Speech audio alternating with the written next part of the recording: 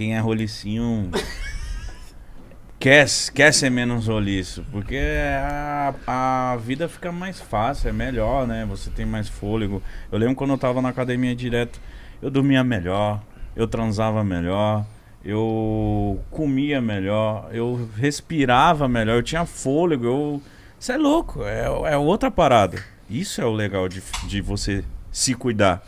Porque às vezes a gente trabalha, a gente não tem tempo, né? E a gente fica se dando esses luxos, né? Tipo, não, hoje eu vou comer um bagulho da hora, eu trabalhei pra caralho. E é aí que a gente engorda. Que sempre Mítico. fica nessa. Nossa, hoje eu trabalhei muito, então hoje eu vou comer um bagulho muito gostoso. Aí pede logo um... E eu que bebo também. Ixi, aí é uma bagunça. Mas você pode fazer isso. O problema é, primeiro, a gente não pode exagerar. Uhum. Por quê?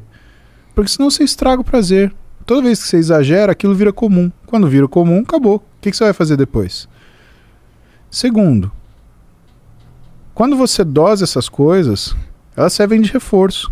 Cara, você acha que eu não como pizza com a minha filha? Minha filha ama pizza. Você acha que eu deixo comer uma pizza com ela? Não. A minha outra filha mais nova, ela ama hambúrguer. Você acha que eu deixo de comer um hambúrguer com ela? Você sabe como que minhas filhas aprendem a comer? Vendo eu e a mãe delas comer. Filho é um bicho. Vocês têm filho, aliás? Não, ainda não. Quando vocês tiverem, vocês vão descobrir que filho é um bicho que não faz porra nenhuma do que você manda. Mas ele faz tudo o que você faz.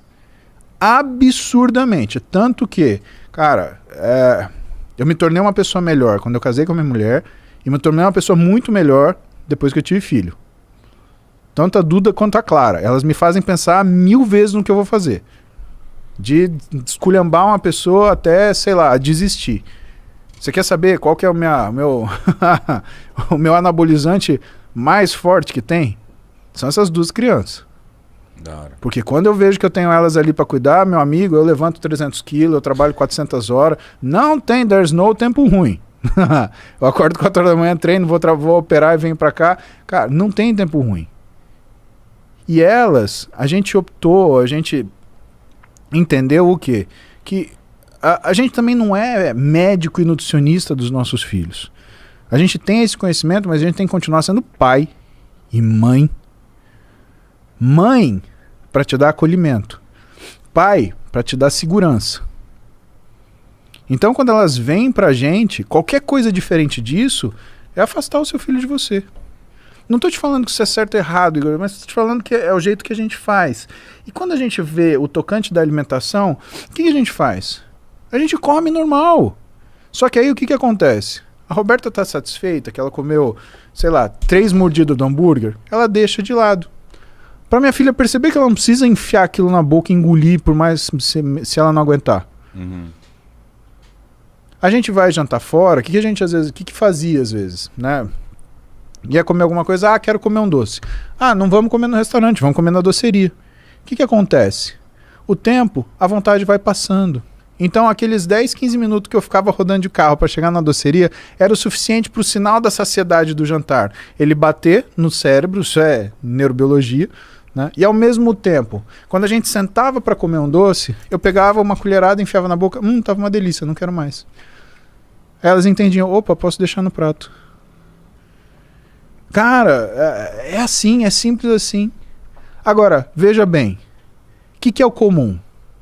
Você leva a pessoa para comer, sei lá, no restaurante por quilo. Ela pega mais do que ela aguenta.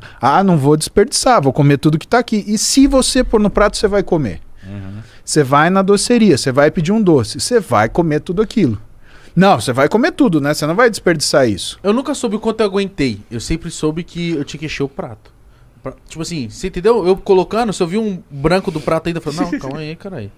Ou tipo, e na hora de comer, você fala assim, não vou desperdiçar. Sabe uma coisa que eu aprendi na alimentação que a gente faz muito errado? E eu voltei a errar, mas teve uma fase que é isso que você fala. Pra maioria é super natural você comer até ficar empanturrado. Até você ficar... E tipo, não precisa disso, mas não sei, eu acho que isso é desde criação, desde pequeno. Come tudo, moleque, come tudo, come. Então a gente tem essa mania de tipo, pedir uma pizza e sobrou 3 pedaços, por exemplo. Vamos comer, galera, come aí. É força pra comer o bagulho, tá ligado? Sim, é pra empurrar. E outra coisa, come rápido ou devagar? Rápido. Você não consegue nem pensar o que você está comendo. Vou te contar uma experiência. Você quer sentir que você comeu pra caramba sem você comer pra caramba? Você pega 8 coisas que você gosta, Mítico. Não tô de sacanagem. 8 coisas. 8. E coloca porções de 50 gramas. É pouquinho. Você vai falar, isso não dá pra nada. Só que faz o seguinte. Essas 8 coisas, você come uma delas a cada 15 minutos. Você vai ver o quanto você vai se sentir lotado.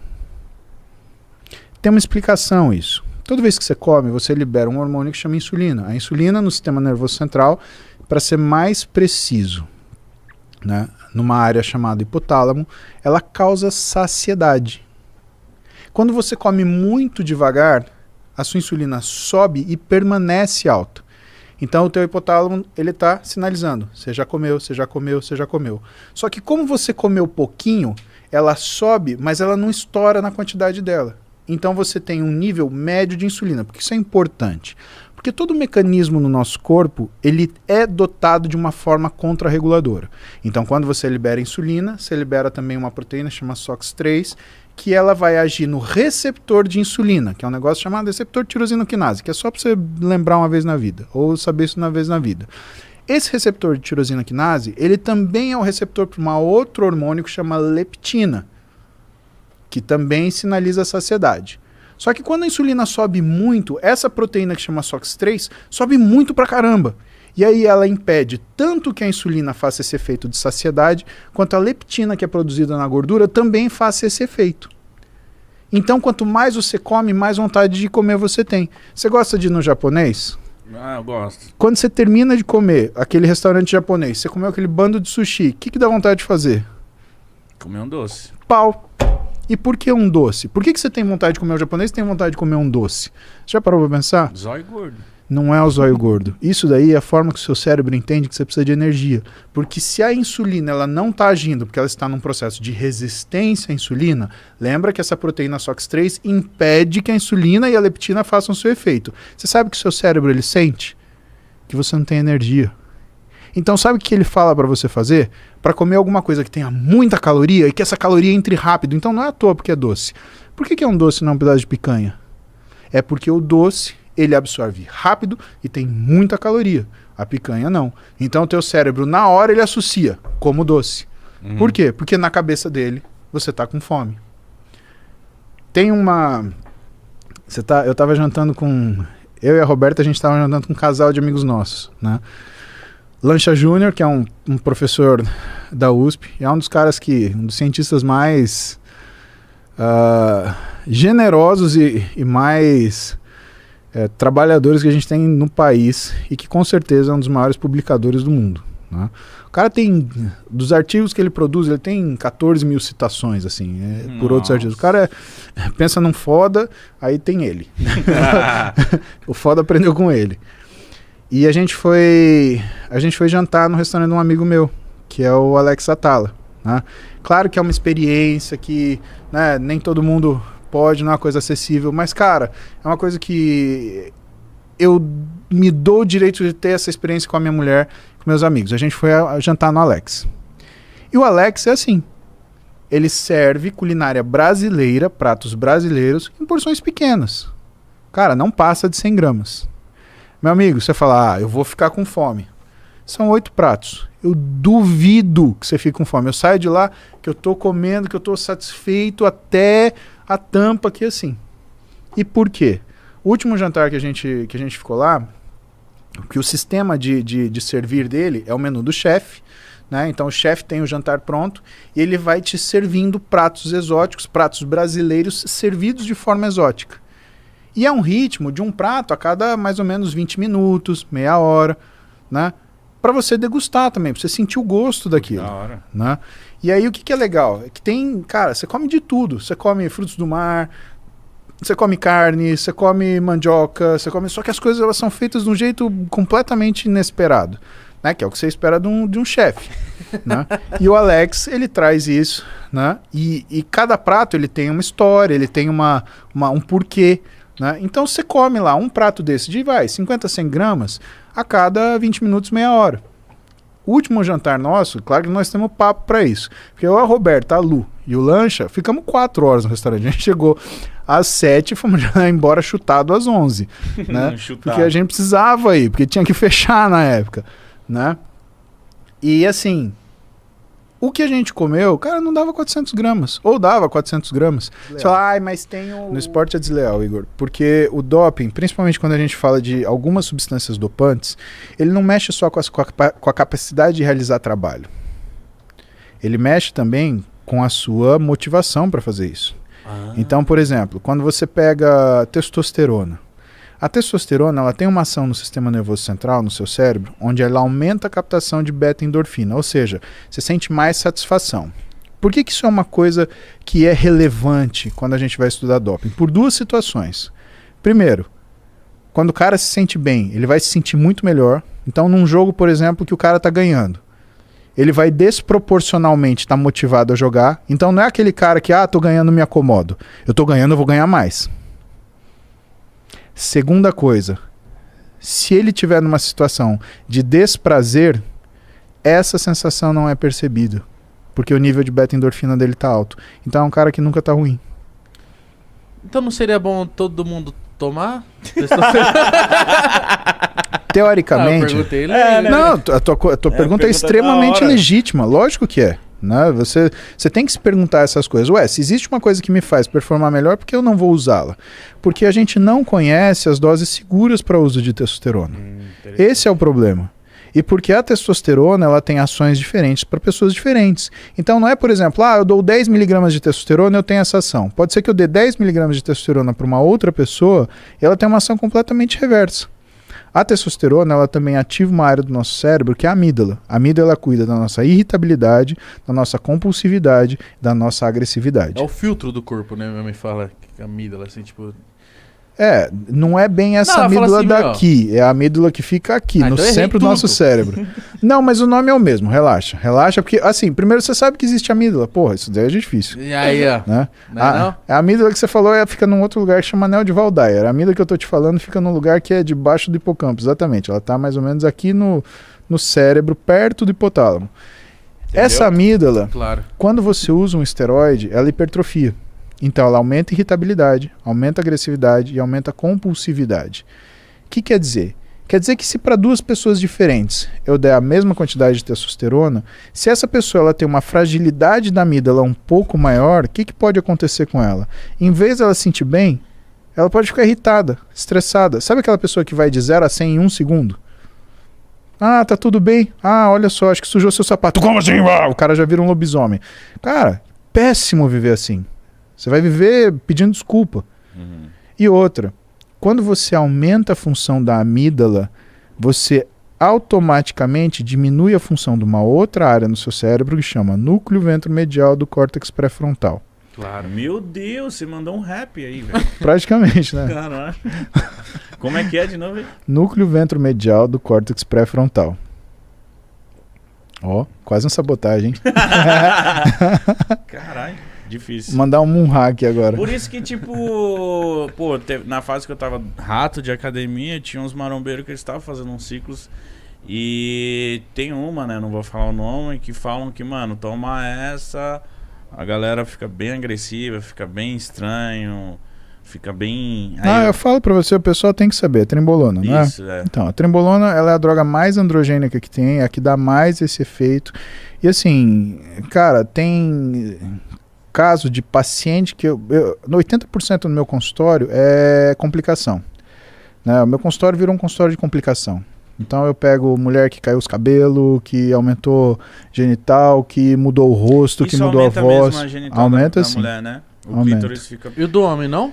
Do homem não, porque o DHT ele só aumenta o pênis quando você está na fase de desenvolvimento sexual. Depois, sério? Depois o DHT não tem esse efeito, né? E aí o que é o problema? Deu mole, quando você tem alguma alteração de relação de androgênio e estrogênio, ou seja, hormônio masculino e hormônio feminino, você tem piora da libido em vez de melhora. Caralho.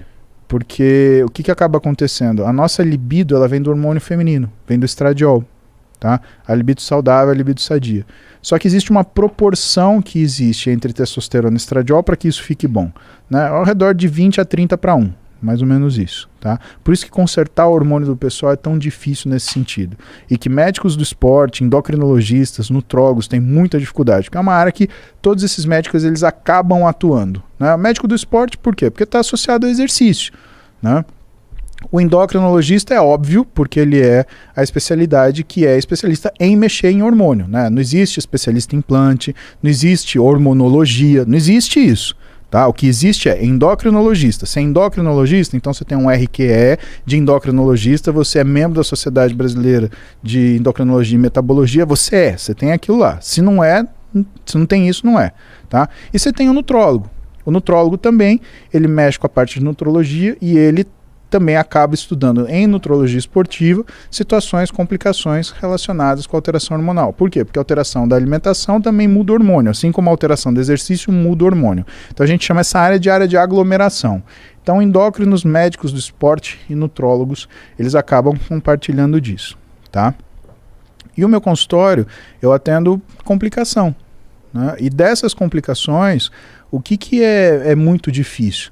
Né? Os caras eles têm a noção de que quanto mais melhor, aparece com umas testosterona de 3.000, 5.000. Eu atendi um paciente que tinha uma testosterona de 24.000. Nossa! Sabe? E você olhava o físico do cara... É o normal?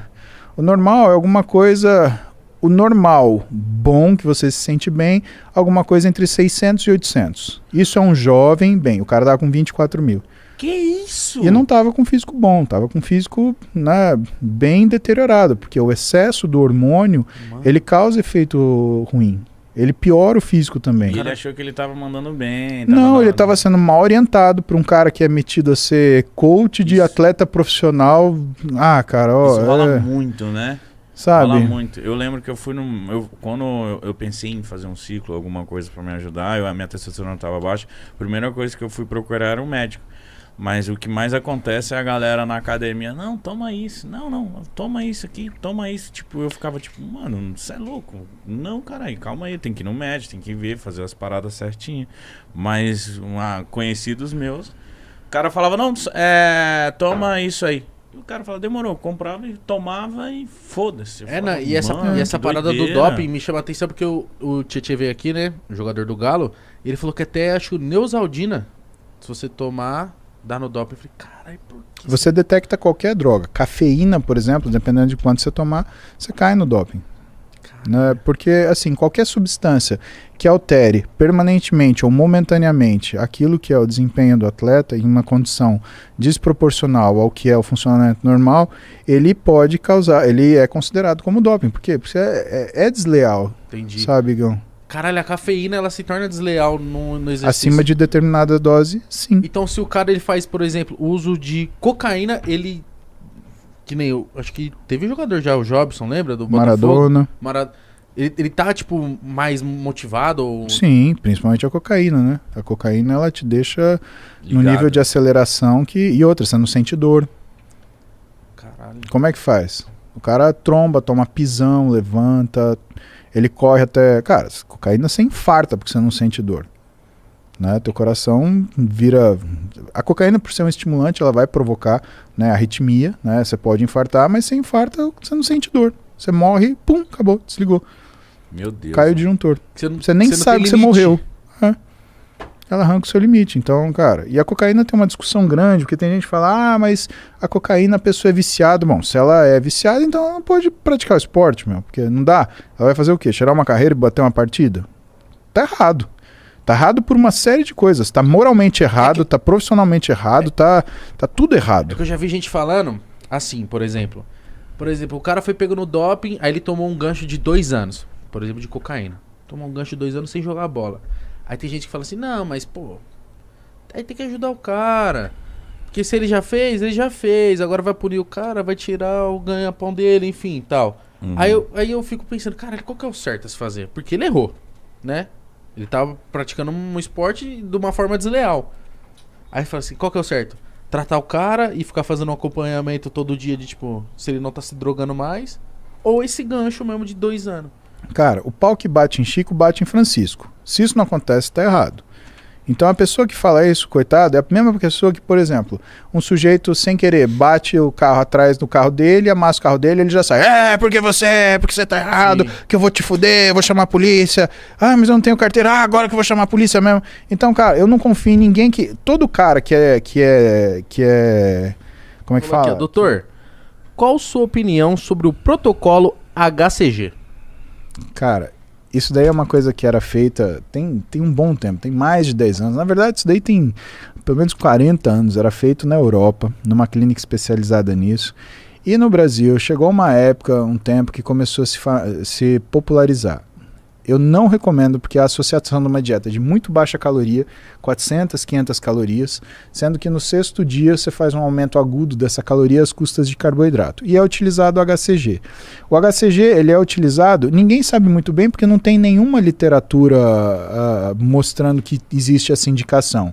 Então pode ser porque o HCG, ele dá uma sensação de náusea, pode ser porque o HCG não deixa a pessoa ficar hipogonádica. Por quê? Porque você fazendo uma dieta de 400, 500 calorias, a tua tireoide começa a falhar e a tua secreção de hormônio sexual também começa a falhar.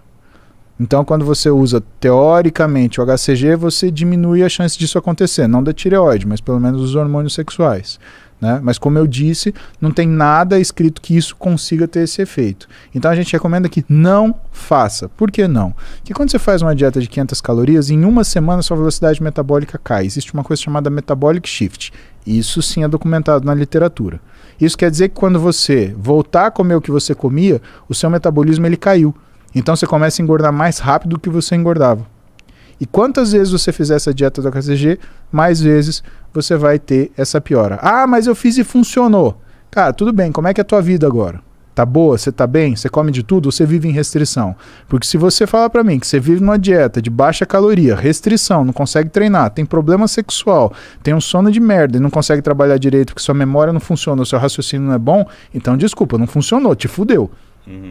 Pra que você quer ficar magro? E tem como recuperar quando chega nesse estágio?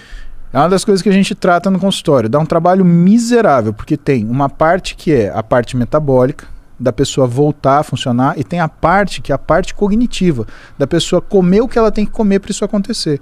Então, muitas vezes, isso acaba transcendendo o que é a minha sala e a minha equipe, porque a minha equipe é uma equipe direcionada para o esportiva, né?